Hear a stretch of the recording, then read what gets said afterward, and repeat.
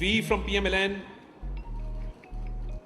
are known for creating a business-friendly environment in this country. Whenever we've been given a chance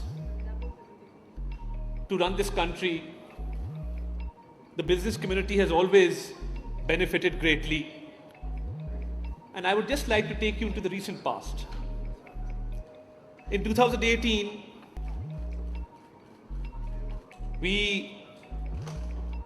till 2018 we were in par. When we left, the growth rate was at 5.8%, projected at 6.4%. Inflation at that point in time was at a meager 4%. And we had foreign direct investment coming in. China had invested almost $70 billion as per the CPEC project. And all the international financial journal institutes were projecting that Pakistan would be in the G20 in another 6 or 7 years. We had reached G26 by that point in time. And we achieved this through sincerity and dedication and clarity of purpose and clarity of thought. Because without stability, there is no progress. And first and foremost, our attention was focused on creating a safe and secure environment in this country. When we took over in 2013, we were faced with two challenges. And I will not go into the details or bore you with the details, but the main challenge was the energy crisis. And I once asked Hafiz Pasha Saab as to the estimated loss to the economy because of the energy crisis every year. And when he went into those calculations, his reply was that every year there is a leakage of 500 billion rupees due to the energy crisis. This was the first and foremost challenge, which was making the economy bleed. Secondly, the biggest challenge was the security environment in the country. So what did we do? We embarked on two journeys. The first journey was to get rid of the energy crisis, and whether it was the private sector or the public sector, efficient plants were set up in the country for energy production, and within 4 years, we brought load shedding from 20 hours a day to 0. Now this wasn't an easy task, and in fact it was a very uphill task, but within 4 years, we delivered on that promise. At that point in time, I remember load shedding was almost 18 to 20 hours a day in most areas of Pakistan. The second challenge was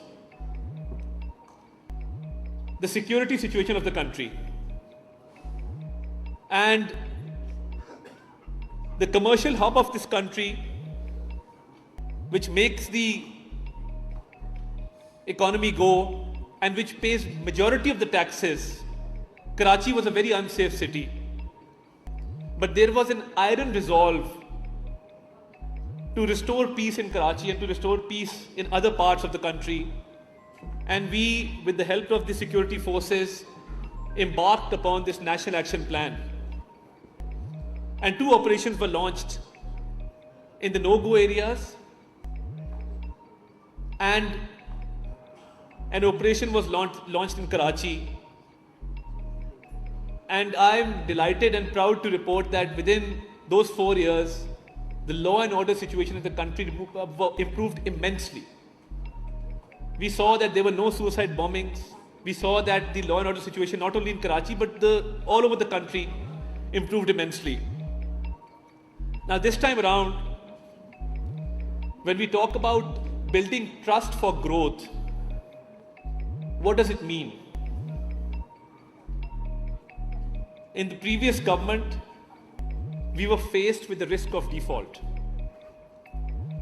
And when I talk about trust, I'll just briefly explain to you how we were able to regain that trust in a short span of time, because we were on the verge of default. And you will bear me out that exporters faced great difficulties because of the fluctuating rate of currency. Nobody would even open LCs in that era.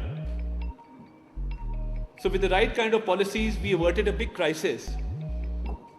But this time we've come back with a certain level of confidence because we averted default and we actually sacrificed our political capital for the betterment of the economy, for the betterment of the country and its people.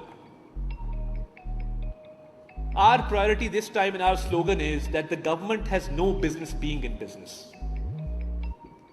And this is the policy that my Prime Minister Shehbaz Sharif has embarked upon. Why?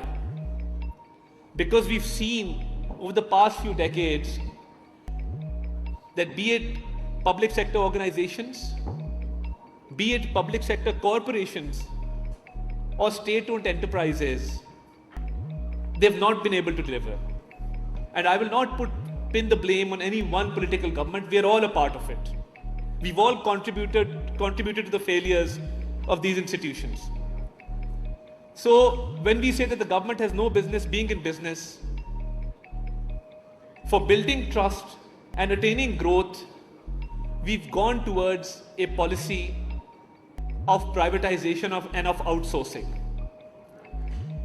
Our policies in this tenure have been of privatization of SOEs. And even in my ministry, where we are faced with the challenge of a fifth generation warfare, and my primary task is to counter misinformation, because a small amount of misinformation can cause irreparable damage to the economy. Any person sitting in any part of the world would just pick up a camera and say that, the Pakistani stock market is going to crash today, or a certain step is going to be taken by the terrorists today to create an unstable environment, to create instability. So we are faced with a challenge to create a stable and secure environment, to counter propaganda, to counter fake news, because it hurts the economy really badly. So as far as the policies are concerned, I would not take much of your time, but as I mentioned, the privatization and outsourcing and the slogan that government has no business being in business. Besides that, we have also embarked upon a journey of right-sizing and downsizing in the government, because we have a huge bureaucracy. We have huge government departments who are just surviving on taxpayers' money and are contributing nothing to the economy. So when we talked about the Pakistan Public Works Department, for example, there was a leakage of hundreds of billions of rupees every year. A bold step was taken to shut down that department, and it has been implemented on the ground. Many corporations, many public sector organizations which have no role to play in this day and age, we're going to shut them down. Departments which contribute nothing to the economy,